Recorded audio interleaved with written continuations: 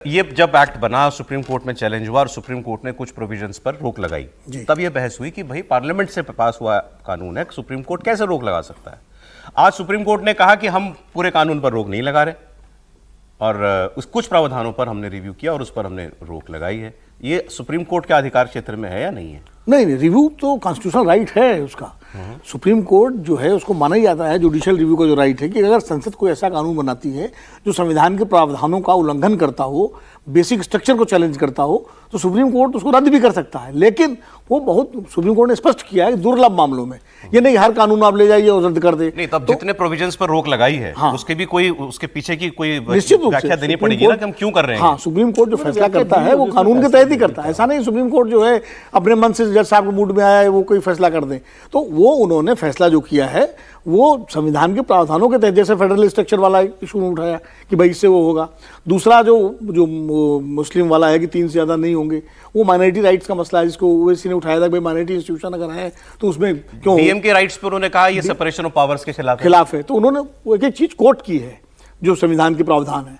और रही बात ये कि बैलेंसिंग एक्ट, देखिए सुप्रीम कोर्ट का मतलब ही ये है कि उसके फैसले से देश में अमन और चैन बना रहे और एक संतुलन स्थापित हो। उदाहरण के लिए राम मंदिर का फैसला था और राम मंदिर के फैसले में उन्होंने राम मंदिर के पक्ष में फैसला दिया, साथ में 5 एकड़ जमीन भी दे दी मस्जिद बनाने के लिए। तो आप उसको क्या कहेंगे, बैलेंसिंग एक्ट कहेंगे या कहेंगे भाई ठीक है चूंकि आप उनसे राइट्स ले रहे हैं तो उनको दे दी। तो ये काम भी संस्थाएं करती हैं एक गार्जियन के तौर पर, तो इसमें कोई बुराई भी नहीं है अगर समाज। और देखिए सबसे अच्छी बात यह है कि सरकार की बात भी रह गई, कानून रद्द नहीं हुआ, कानून है। और जो पक्ष जिन प्रावधानों पर ऐतराज था उसमें भी सुप्रीम कोर्ट ने व्यवस्था। इसके बाद ये दोनों पक्ष फिर चैलेंज कर सकते हैं इसको, हाँ रिव्यू कर सकते हैं, दोबारा जाएंगे चैलेंज तो किसी को भी एक बार सर एक सेकंड मैं इस पर जरा सरकार का पक्ष सुनवा देता हूं आपको। किरण रिजिजू वो क्या कह रहे हैं? केंद्रीय अल्पसंख्यक मंत्री किरण रिजिजू ने सुप्रीम कोर्ट के फैसले को लेकर के कहा कि संसद में जिन बातों पर हमने चर्चा की थी उन सब बातों पर सुप्रीम कोर्ट ने मोहर लगाई। तो वो भी इसको अपने पक्ष में बता रहे हैं। सुनिए। देश का सर्वोच्च न्यायालय है, सुप्रीम कोर्ट से जब कोई भी निर्णय आता है तो उसका प्रभाव होता है और एक तरीके से पार्लियामेंट ऑफ इंडिया का जो डिसीजन है उसको कायम रखा।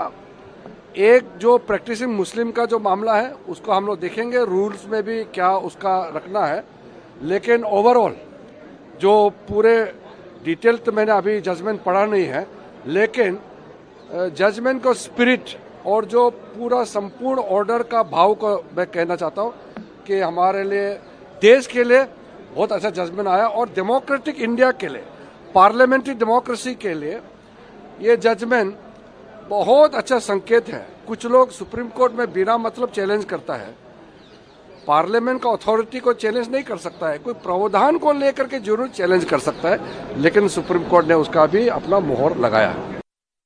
देखिए वही बात जो यहां हो रही थी, किरण रिजिजू क्योंकि इनके मंत्रालय का ये बिल था, उन्होंने कहा कि ये पार्लियामेंट्री डेमोक्रेसी पर मोहर है जो सुप्रीम कोर्ट ने लगाई कि आप पार्लियामेंट की सुप्रीमेसी पर कोई सवाल नहीं खड़ा कर सकते, कानून बनाने का अख्तियार हमें। सुप्रीम कोर्ट ने भी ये मान लिया है। उन्होंने भी कहा कि क्लॉजेस पर अलग अलग बिंदुओं पर आप जा सकते हैं सुप्रीम कोर्ट, और उसमें से कुछ सुप्रीम कोर्ट ने किया है, हम देख लेंगे। तो वो कह रहे हैं कि ये हमारी जीत है। देखिए केंद्र सरकार ने एक वक्फ कानून का एक शेर बनाया था, अब उस शेर के सुप्रीम कोर्ट ने दांत भी निकाल दी और नाखून भी निकाल दी तोड़ दिए और शेर रहने दिया है। तो अब ऐसा शेर किस काम का कि जिसके आपने दांत भी निकाल लिए और नाखून भी ले लिए। तो मुझे लग रहा है कि सीधे सीधे केंद्र सरकार को झटका है। किरण रिजिजू जरूर इस बात को अपनी झेप मिटा रहे थे और वो कह रहे थे कि नहीं कि जो हमने कानून पास किया है, मुझे लग रहा है ये बहुत बड़ा झटका केंद्र सरकार को लगा है। आप बड़े हार्श शब्द बोल रहे हैं, आप क्यों ऐसा आपको लगता है? नहीं भाई, जो सरकार चाहती थी वो सारा सुप्रीम कोर्ट ने रोक दिया है। 5 साल का प्रैक्टिशनर का तो सुप्रीम कोर्ट ने उसको रोक दिया। ये जो प्रॉपर्टी डिस्प्यूटेड थी, जो केंद्र सरकार ने कहा था कि जो डिस्प्यूटेड प्रॉपर्टी रहेगी जब तक उसके ऊपर फैसला हो नहीं जाता है प्रॉपर्टी का मालिक कौन है, तब तक वो वक्फ की संपत्ति नहीं होगी। सुप्रीम कोर्ट ने उसके ऊपर भी रोक लगा दी है। सुप्रीम कोर्ट ने इस बात पर भी रोक लगा दी कि आप 3 से ज्यादा स्टेट में और 4 से ज्यादा गैर मुस्लिम मेंबर्स आप नहीं बना सकते। सुप्रीम कोर्ट ने यह भी कह दिया है कि आप इसका जो हेड बनेगा वो आपको मुसलमान रखना पड़ेगा। तो कहां केंद्र सरकार को सुप्रीम कोर्ट ने सबसे बड़ी बात वक्फ बाय यूजर पर सरकार की बात मान ली ना कि अब देश में वक्फ बाय यूजर नहीं होगा। नहीं ठीक है ना, वो एक बात मान ली, लेकिन बाकी सरकार की जो कोशिश थी वो सब जगह सरकार को सुप्रीम कोर्ट ने हाथ पे सरकार के बांध दिए। मुझे लग रहा है कि सरकार की एक बहुत बड़ी पर जिस पर्पस से सुप्रीम सरकार ये बिल लेकर आई थी कि जो पुरानी जो प्रॉपर्टी जो कब्जा कर लिया जाता है किसानों की जमीनों पर, वक्त बता दिया जाता है और फिर वो आदमी जिंदगी भर लड़ते रहता है, वो प्रूव नहीं कर पाता। मुझे लग रहा है वो कहीं भी सुप्रीम कोर्ट ने राहत नहीं दी है।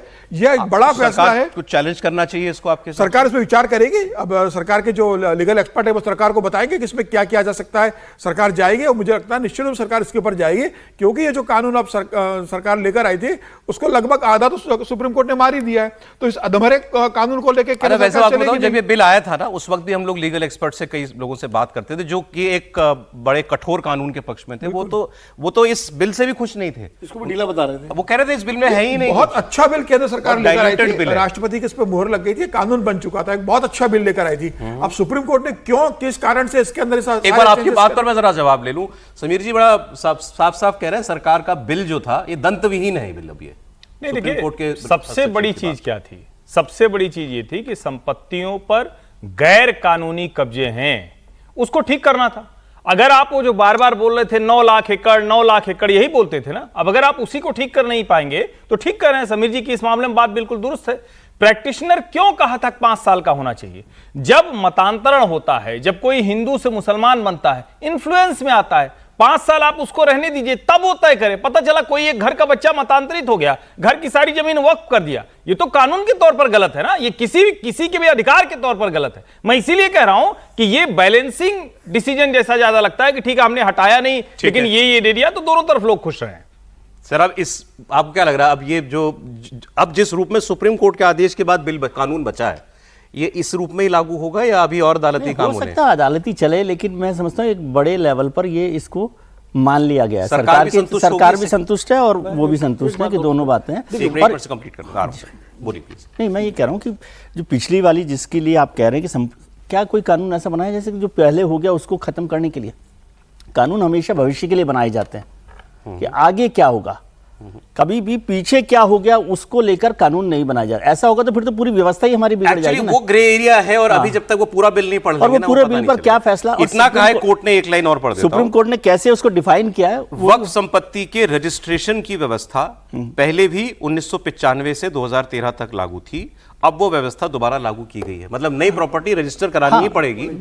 ये सरकार की बात है।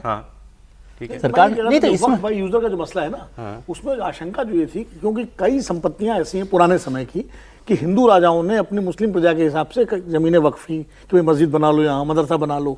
अब वो तो प्रैक्टिशनर मुस्लिम थे नहीं, तो वो उस दायरे में आ जाएंगे। इसीलिए सुप्रीम कोर्ट ने कि कोई नया बखेड़ा न खड़ा हो कि आगे से वक्फ बाय यूजर का जो प्रावधान है उसको आप उन्होंने माना और उसको स्टे नहीं किया। वो भी बड़ा फैसला है, क्योंकि वो एक नया विवाद पैदा होता ना। आपको लग रहा है सरकार जो है सुप्रीम कोर्ट के इन चेंजेस से संतुष्ट होगी, मान लेगी? अब ये तो सरकार मानेगी कि नहीं मानेगी मैं कह नहीं सकता। हालांकि किरण रिजिजू जी के हिसाब से तो प्रसन्न है, वो कह रहा सरकार इसलिए आई कि जो पुराना जो कब्जा करके रखा हुआ है लंबे समय से, जो केंद्र सरकार की देखरेख में वक्फ बोर्ड ने जो जमीनों पे कब्जा करा था किसानों की, और 9 लाख एकड़ जमीन इकट्ठी कर ली थी इसमें, तो उसमें मैक्सिमम जमीन तो कब्जा किया हुआ था। तो सरकार लेकर इसलिए आई थी कि जो पुरानी जमीन सरकार अभी तक जो लग रहा है सरकार ने ट्राइब्यूनल की सुप्रीमेसी मान ली है कि जो प्रोसीजर है विवाद को निपटाने का, वो भी बड़ी बात, वो ट्राइब्यूनल का है, वो तो पहले वो जिलाधिकारी नहीं है। ऐसा नहीं है कि विवाद निपटाए नहीं जाएंगे, दावे अब भी होंगे, लेकिन जो पुरानी व्यवस्था थी कि ट्राइब्यूनल में जाओ, वो सुप्रीम कोर्ट ने कहा कि वो ठीक है। वो गलत है। कलेक्टर को अधिकार दिया था ना, डीएम इंचार्ज होता है ना, डीएम तय करेगा ये जमीन सरकार की है, जमीन किसकी है। आपने डीएम से अधिकार विड्रॉ कर लिया, मतलब सीधा ये है कि आपने सरकार के सारे अधिकारों में से बड़े अधिकार तमिलनाडु के 1500 साल पुराने जो मंदिर वाला मसला है, इस्लाम के पहले वाला, जिसको वक्फ की संपत्ति बना दिया गया, अब उसको कैसे फिर देखेंगे?